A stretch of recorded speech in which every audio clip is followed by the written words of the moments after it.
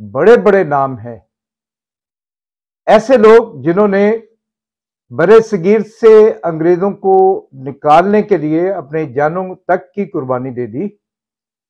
लेकिन सवाल यह है कि वो तारीख से, निसाब से और तज़किरों से गायब क्यों है? नाम है, लेकिन उनका नाम भी राय अहमद खान खर की तरह तारीख के कागजों में गायब कर दिया गया है।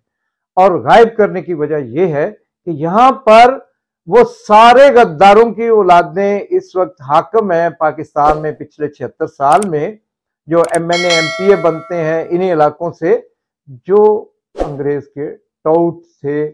और अगर अहमद खान का खर लाएगा तो फिर गद्दारों का नाम आएगा। जब गद्दारों का नाम आएगा तो पाकिस्तान के हुक्मरानों का, मौजूदा हुक्मरानों का, पिछले हुक्मरानों का, सबका जिक्र आएगा। इनके आबाओ अजदाद की गद्दारियों का